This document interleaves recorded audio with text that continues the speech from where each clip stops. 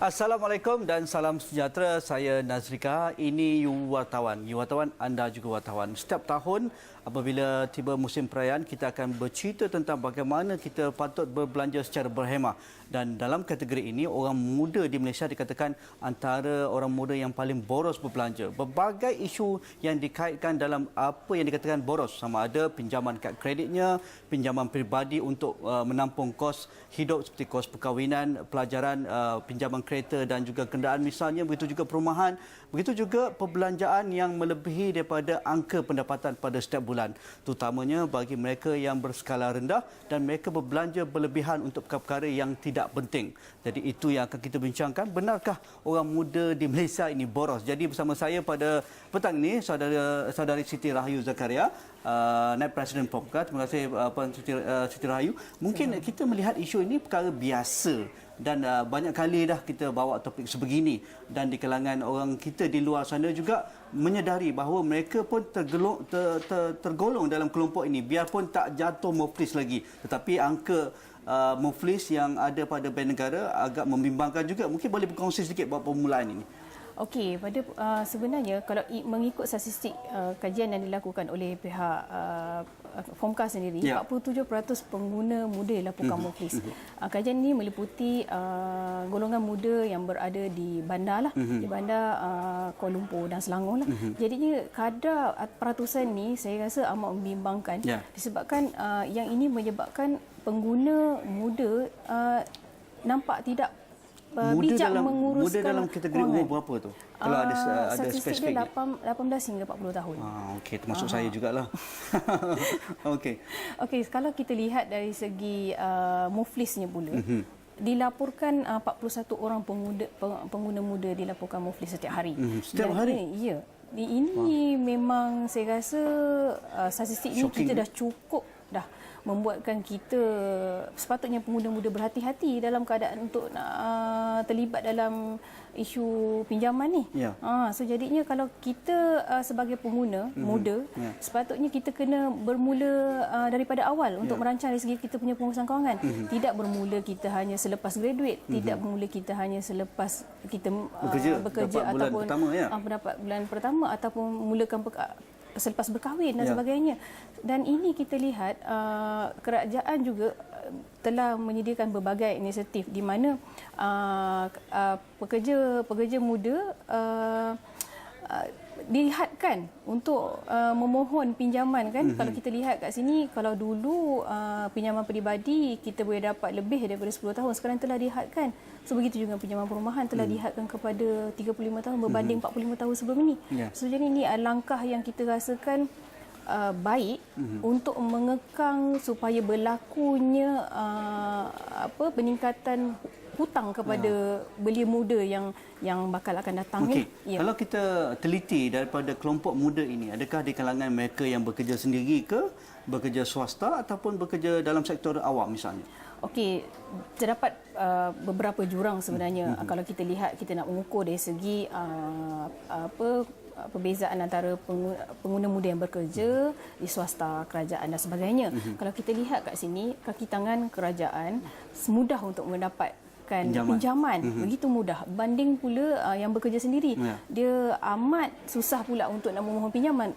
Di situ terdapat perbezaan yang jelas. Perbezaan yang jelas. Ketara juga. Banding juga kalau misal kata kaki tangan kerajaan, sekarang ni kita dan semua kita yang bekerja, pinjaman pula kita nak lihat ataupun nak mohon dari segi mengira dari segi pendapatan gaji bersih kita. Betul. So bukan lagi pendapatan gaji kasar. Tapi apa yang menyebabkan mereka masih tidak sedar tentang kataupun perangkap ini, yang mungkin mereka rasa mampu lagi buat pinjaman kerana bank mudah sangat untuk memberi pinjaman. Mereka rasa setiap bulan pada hujung bulan ada sumber gaji yang mereka boleh janjikan untuk membayar pinjaman walaupun bayaran asas ataupun minima kepada hutang kad kredit ataupun pinjaman peribadi dan sebagainya. Saya lihat di sini kad kredit ni adalah sebenarnya adalah merupakan instrumen pembayaran. Tetapi apa yang dilakukan oleh pengguna muda sekarang, dia menjadikan kad kredit ni adalah sebagai untuk dia berbelanja ataupun berhutang. walaupun ini adalah satu gaya hidup yang di mana belia muda ni perlu kontrol ataupun perlu mengawal perbelanjaan mereka. Kita tak nafikan dengan beroperasinya kedai-kedai 24 jam dan sebagainya. Kita dan sekarang ni terlalu banyak sangat pembelian melalui online dan sebagainya. Itu satu hal juga. Itu juga memberi kesan kepada gaya perbelanjaan golongan mungkin itu mereka pekerja muda ni. Tak sedar cara diam mereka berbelanja, membuat potongan dalam talian dan sebagainya, dan akhirnya mereka terperangkap pada setiap hujung bulan di mana pinjaman yang sedia ada untuk dibayar, komitmen yang sedia ada untuk dibayar pada setiap bulan, akhirnya ditambah dengan keperluan-keperluan yang tidak perlu sepatutnya pada ketika itu. Jadi dengarkan lagi pandangan Siti Rahayu. Kita rehat sebentar. Dalam hal kita berbelanja pada musim perayaan ini, mungkin kita mulakan dengan bulan Ramadan ini. Mungkin itu satu hikmah juga. Ada orang mungkin boleh kurangkan perbelanjaan, ada orang lebih pula pada setiap bulan puasa dan menjelang hari raya. Kita rehat sebentar.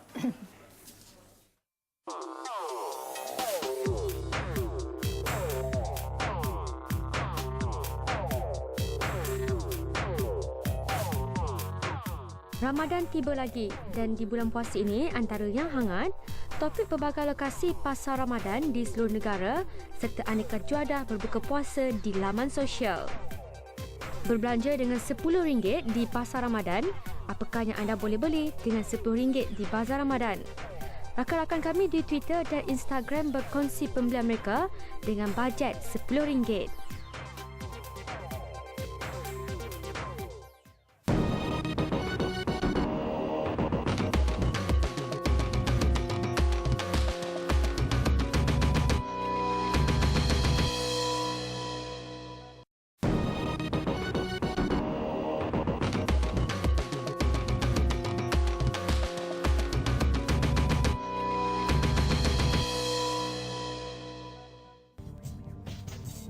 Barang meningkat, sewa rumah meningkat, mau beli rumah bayar mahal, gaji tak juga naik-naik. That's the problem. Dasar pengurusan kewangan peribadi tidak cekap, kadar gaji yang tidak cukup di sebalik tuntutan segala macam benda. Pandangan saya, kita tidak mendapat pendidikan pengurusan kewangan yang betul di mana terjadinya gejala perbelanjaan melebihi pendapatan. Perlu adanya kesedaran terutamanya majoriti golongan muda yang mengamalkan kewangan kredit yang tinggi. Okey, terima kasih kembali dalam membicarakan orang muda Malaysia ni boros ataupun tidak. Jadi kalau kita lihat pada ketika contoh bulan Ramadan tadi, kita lihat klip video bazar Ramadan, orang berbelanja pada setiap buka puasa dan sebagainya. Mungkin inilah masanya untuk kita lihat bagaimana kita berbelanja secara berhemah. Pandangan Siti Rahayu. Sebenarnya musim Ramadan adalah langkah di mana kita berjimat cermat, tapi apa yang menyedihkan, harga makanan itu juga dahlah mahal berbanding hari biasa. Dan kita lihat kat sini, bila kita membeli pula tanpa merancang. So jadinya bila berbuka puasa tu banyak lebihan pembaziran makanan berlaku. Dan ini juga memberi kesan lah. Kalau dulu kita pergi ke kedai restoran ataupun makan harian, kita boleh berbelanja RM20 sehari. Tapi apabila berbuka puasa atau berbelanja di bazar-bazar Ramadan dan sebagainya, kita boleh spend RM50 untuk satu hari. Dan bila dikira sebulan pula, terlebih pula belanja. Sepatutnya berkurangan tapi berlebih. Ini memang itu untuk bazar Ramadan. Tetapi kalau perbelanjaan musim perayaan ni semua nak tukarlah dan sebagainya. Tetapi kadang-kadang kita hidup di bandar ataupun di luar bandar, di kampung dan sebagainya. Kadang kita lihat benda-benda yang sedia ada masih elok. Tetapi apabila kita masuk musim perayaan, ada mentaliti untuk kita bertukar. Adakah mentaliti itu masih dominan di kalangan masyarakat kita ataupun bagaimana? Dia sebenarnya dia bergantung kepada individu itu sendiri. Kadang-kadang ada individu yang kreatif, dia mengubah suai perabot yang sedia ada, menjadikan dia lebih cantik dan menarik dan kreatif. Tapi ada yang pengguna yang melihat seakan-akan wajib. Maksudnya menukar langsir itu wajib. Memakai baju raya yang baharu adalah benda yang wajib. Tapi sebenarnya kalau itu bukan keperluan kita, maksudnya itu bukan menjadi keutamaan. Apa salahnya kita tangguhkan? Sebenarnya boleh sebenarnya. Kita kena ukur baju di badan sendiri. Adakah kita berkemampuan untuk kita spend sebanyak Kalau itu? dari sudut aspek pendidikan kewangan misalnya, kalau kita lihat memang kita tak ada pendidikan kewangan secara official ataupun secara rasmi di sekolah. Tetapi mungkin ini sudah sampai masanya kita didedahkan dengan pengurusan kewangan yang betul di kalangan masyarakat kita sejak dari muda lagi, sebelum mereka memegang duit pada setiap bulan. Mereka bekerja sendiri dan sebagainya. Mungkin itu sebagai satu cara yang boleh dilakukan. Dalam masa yang sama kita mengukuhkan dari sudut sistem kredit kita, mengawal pinjaman. Dalam masa yang sama juga tidak memberi sebarang ataupun kad kredit dengan mudah kepada peminjam-peminjam yang sudah sedia ada banyak komitmen. Sebenarnya kita lihat dekat sini banyak sangat agensi ataupun sektor telah mengadakan pendidikan kewangan di peringkat tadika, skor rendah dan sebagainya hingga golongan belia, kakitan kerajaan dan swasta. Tapi kita lihat ini tidak diintegrasikan secara bersepadu. Jadinya apa yang kita cadangkan, Fomka cadangkan, di mana kita menubuhkan Suruhanjaya Pendidikan Kewangan Peringkat Kebangsaan. Setiap tahun pula Fomka ada mengadakan satu special bulan kewangan berhemah setiap bulan Oktober, di mana program ini untuk kita sama-sama menilai semula tahap kewangan kita berada di mana. Sama adakah kita ni adalah pembayar hutang yang berdisiplin, ataupun kita ni memang merancang kewangan secara berhemah. Bagaimana pula sudut simpanan ke setiap bulan, adakah kita menyimpan wajib 10% daripada pendapatan kita setiap bulan. Itu kita kena ukur pula semula kita punya pengurusan kewangan. Dari sudut kata pun bagaimana kita melihat sumber pendapatan setiap bulan. Kadang-kadang kita berbelanja lebih daripada sumber pendapatan. Tetapi mungkin daripada pengalaman Fomka sendiri, adakah kakitangan awam misalnya, mereka mempunyai kemudahan untuk membuat pinjaman yang agak mudah berbanding pekerja swasta ataupun mereka yang bekerja sendiri? Pastinya mereka merasakan jadi mereka boleh membuat pinjaman-pinjaman yang lain selain daripada pinjaman-pinjaman asas seperti kenderaan, rumah ataupun pinjaman pelajaran yang mereka warisi ketika belajar dahulu. Jadi bagaimana ini dapat seimbangkan? Mungkin kaki tangan swasta misalnya, walaupun mereka perlu juga berhemah kerana mereka mungkin ada overtime-nya pada setiap bulan. Mereka bulan ini dapat berapa jam, bulan depan dapat berapa jam. Pada setengah bulan ada pendapatan tambahan dengan bonus yang lebih pada setiap bulan, anugerah pihak syarikat dan sebagainya berbanding kaki tangan awam. Jadi benda-benda beginilah yang perlu difikirkan selain daripada melaburkan perbelanjaan kepada perkara-perkara yang tidak penting seperti laptop baru, kereta baru, smartphone baru dan sebagainya. Itu trend dan ini tidak boleh boleh ditolak dengan mudah. Betul. Ya. So kalau dekat sini saya lihat pendidikan mesti kena selaras. So maksudnya walaupun kita kakitan kerajaan, swasta dan sebagainya, penguatkuasaan dari segi menghadkan jumlah ataupun tempoh pinjaman tu sangat penting. Di mana dekat sini mungkin kerajaan dah tersedar. Okey, di mana kadar hutang kita telah meningkat sebanyak 83%. Betul. Daripada KDNK. Agak tinggi. Kita lihat kat sini. So orang mungkin ada bubble satu ketika nanti kalau tidak ini yang berlaku di Amerika Syarikat. So kita tak nak hal ini berlaku di Malaysia. So jadi langkah kerajaan ini sangat positif, sangat kita lihat memberi mengawal dari segi pemberian hutang ataupun senang untuk mendapatkan hutang dari pendidikan dan juga penemuan Fomka di lapangan. Adakah di kalangan masyarakat kita ada kategori di kalangan wanita lebih berdisiplin membayar pinjaman, lebih berhemah berbelanja berbanding lelaki, ataupun sekarang pun menjadi senario biasa di kalangan masyarakat kita, di kalangan orang muda kita? Sebenarnya kalau kita lihat kat sini, sebenarnya tak kira lelaki ke wanita, tak ada sama, gender, tak ada perbezaan gender di sini. Kita sama-sama ada pendapatan, ada gaji, ada bekerja. So jadinya bagaimana cara kita nak menguruskan kewangan. So jadinya kalau misal kata family, suami isteri, sepatutnya dia kena sama-sama plan bajet. Ini kadang-kadang bila kita lihat kat sini dari segi program yang kita laksanakan, masing-masing berbeza, pendapatan masing-masing sendiri bayar. Jadinya hal ini sebenarnya kita kena sit down sama-sama. Combine. Apakah yang perlu dibayar? Bilakah kita nak pergi melancong dan sebagainya, bilalah kita nak buat simpanan untuk anak setiap bulan melancong payah juga. So jadinya setiap tahun sekali ke dan sebagainya kan. So jadinya kat situ kita dah buat dah plan. So yang ini sebenarnya susah kita nak integratekan. Maksudnya kita kena slowly. Kita perlu ada diary pada setiap tahun. Maksudnya bulan tertentu akan ada kata perbelanjaan yang meningkat. Misalnya buka sekolah kalau mereka mempunyai anak dan sebagainya. Hujung tahun ada kata pun perayaan misalnya untuk untuk dibelanjakan sedikit lebih berbanding bulan-bulan biasa. Begitu juga pada hujung tahun untuk bercuti dengan keluarga dan sebagainya. Jadi tak salah untuk membuat perbelanjaan begitu, tetapi ada cara-caranya tertentu. Okey, kita nak bincang perkara ini lagi, kita rehat sebentar, dengarkan lagi pandangan you wartawan. Silakan.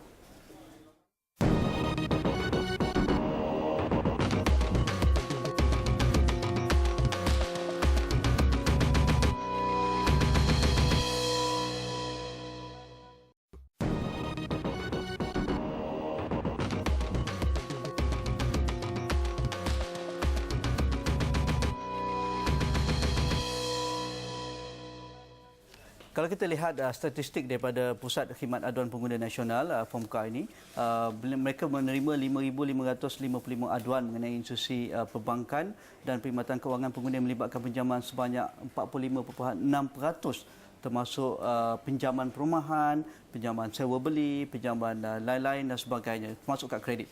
Dan hasil ini juga pada 2012, lebih kurang 47% pekerja di Malaysia, pekerja muda khususnya, mempunyai hutang yang serius, iaitu lebih daripada 30% daripada gaji bulanan digunakan untuk membayar hutang. Dan kajian ini juga mendapati 37% pekerja muda mengaku bahawa mereka berbelanja melebihi tahap kemampuan.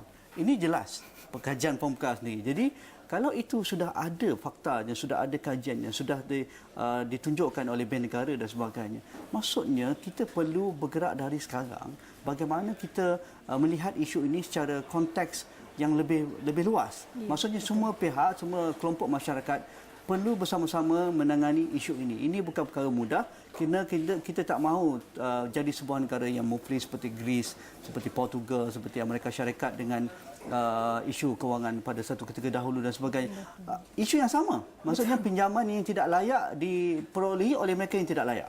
Diberikan kepada mereka yang tidak layak. Dan akhirnya mereka tidak mampu pada setiap bulan untuk membayarnya.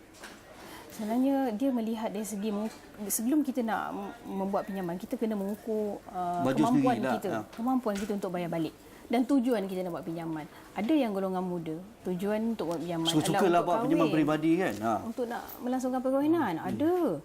So jadinya ini kehidupan selepas perkahwinan pula lagi sukar kan? Dan hutang pinjaman pula satu hal. So maksudnya perumahan dan sebagainya. So kehidupan belia kita sekarang ni memang kena rancang daripada sejak kecil lagi. Jadi kena ada menabung daripada kecil. Mereka kadang-kadang mereka rasa menyimpan duit di poket setiap bulan adalah satu kerugian. Pada anggapan saya berbincang dengan anak muda kita, cara mereka berbelanja agak menggerunkan berbanding mereka yang senior seperti kita ni, yang mungkin agak berhemah untuk membeli sesuatu, untuk menukar sesuatu, tetapi bagi mereka membuat pembayaran melalui talian, booking sana, booking sini dengan cara yang paling mudah. Memang ini macam saya katakan tadi kan Nazri, sebab apa ini ialah macam dia rasakan satu trend. Dia rasa kalau dia tak ada memperolehi barangan tersebut, dia rasa dia tak jadi remaja yang cool. So, betul. Dalam erti kata cool. So maksudnya kita kat sini sebab remaja, dia kena macam saya katakan tadi, kena nilai institusi kekeluargaan tu kena bantu remaja ini untuk menyimak semula adakah anak saya ni maksudnya telah membuat pembayaran pinjaman, hutang dan sebagainya. Ada parents yang memang tak ambil kisah. Sebagainya kan? Tak kisah. Ada parents yang memang tak kisah. So jadinya tanggungjawab mesti daripada diri sendiri. Kalau blacklist dan Puan Rayu, kalau satu bulan mereka ada tunggakan untuk pinjaman pelajaran PTPTN misalnya, dan dalam masa yang sama tak mampu juga membayar pinjaman kenderaan mereka, itu yang asaslah apabila mereka graduate, belum lagi mampu beli rumah. Tetapi apabila sudah tertunggak lebih daripada 2 bulan, apa yang sepatutnya mereka lakukan? Contoh begitu dengan perbelanjaan yang lain. Okey, sebenarnya kalau bila berlakunya tunggakan, dia kena fikir balik, nilai balik apa yang perbelanjaan yang dia patut tangguhkan dulu. Maksudnya ada yang pembayaran kad kredit you tak boleh tangguh. You mesti kena bayar setiap bulan. So ada tak benda yang you boleh jual? Maksudnya yang you commit tapi you boleh jual semula. Maksudnya you tak perlu bayar setiap bulan. Itu memang langkah yang biasanya kita advise lah kepada pengguna di luar sana lah. Dan saya rasa senario itu sedang berlaku pada musim perayaan ni. Pastinya banyak pinjaman yang tidak akan dibayar pada musim raya ni, mereka akan bayar selepas raya. Jadi mereka akan tertunggak 2 bulan ataupun 3 bulan. Oh, okey. So yang ini yang menyebabkan orang membuat pinjaman daripada institusi Along dan sebagainya, ya. institusi kewangan tak berlesen. Inilah yang saya khawatirkan. Maksudnya kita di pihak POMKA khawatirkan. Ya. So sebab apa aduan yang kita terima di NCC melalui NCC pelbagai. Sebab apa kalau kita nak masuk pula pada isu Along ni. Along ni atas risiko diri sendiri. Ya. So maksudnya risiko keluarga ataupun maksudnya kita dengan kadar faedah dan sebagainya itu sangat-sangat tinggi. So jadinya ini juga saya rasa golongan remaja kena ambil perhatian. Tolong jangan ambil pinjaman yang berisiko seperti Along. Contoh kalau kita memiliki telefon pintar misalnya, mereka cool apabila memiliki telefon pintar, bukan ada satu, kadang ada 2, ada tablet lagi dan sebagainya. Dan saya rasa ini kadang-kadang perlu disemak semula kerana ada komitmen kataupun bayaran bulanan, ada komitmen untuk bayar internet punya services, ada komitmen untuk kataupun kalau mereka tidak bayar pada bulan tersebut ada tunggakan yang lebih tinggi pada bulan hadapan. Jadi perkara ini yang paling asas lah di depan mata mereka yang pada setiap hari kadang-kadang mereka tak pakai pun tetapi dibayar pada setiap bulan. Itu kesilapan besar saya rasa. Remaja sekarang ni remaja confused saya Ya. rasa. Memang remaja sekarang memang remaja confused. Dia tak tahu nak beza keperluan dengan kehendak dia. Betul. Memang bila kita terangkan apa keperluan dan kehendak dia pun confused. Yang mana yang saya perlu beli, bila kita explain dia faham. Tapi bila implikasinya tidak berlaku di situ. So maksudnya kat sini memang kena ada satu badan yang memang didik mereka. So walau macam mana pun pendidikan tu mesti kena diterapkan. Macam mana nak skill untuk dia menguruskan kewangan sangat penting. Bermula dengan ahli keluarga dululah. Ya. Kalau dah mula setiap bulan minta duit lebih dan sebagainya walaupun mereka dah bekerja, jadi hati-hati apa komitmen mereka yang sudah anak-anak muda ini lakukan. Betul, sebab apa lagi satu, belia ni dia kadang-kadang dia bila dia dah bekerja dia suka beli macam contoh nak beli kereta baru dulu. Ya. Dia tak bermula dengan beli kereta terpakai. Second hand. Second hand. Ya, motor asalkan terpakai, asalkan dia boleh guna untuk pergi ke bergerak. bergerak. Itu saja. So jadinya dia tak terfikir yang benda ni. So bila ada satu kita diberi pendidikan kepada mereka, dia akan terfikir, oh dia ada alternatif di mana dia boleh buat something yang dia rasa dia tak perlu belanja lebih. So maksudnya dia boleh bermula dari beli kereta terpakai atau rumah yang terbaru ni telah diumumkan rumah transit untuk 2 tahun untuk pasangan yang berkahwin. Itu langkah yang bagus. So maksudnya dia membina kapital tu. So maksudnya dia dah ada modal ada di kalangan anak-anak muda kita juga, saya rasa majoriti pandai mencari peluang untuk berbelanja berbanding mencari peluang untuk melipat gandakan pendapatan bulanan. Sebab di sini sebenarnya benda kita kena tengok aliran tunai. Sekiranya kalau kita aliran tunai kita tu keluar maksudnya lebih tinggi daripada keluar, kita punya keluar daripada berjaga-jagalah. Kita kena jaga. Sebab apa kita tengok macam program yang kita buat. Ada yang peserta kita yang pendapatannya RM1,000 sebulan tapi dia boleh menguruskan anak dia yang seramai 2 orang.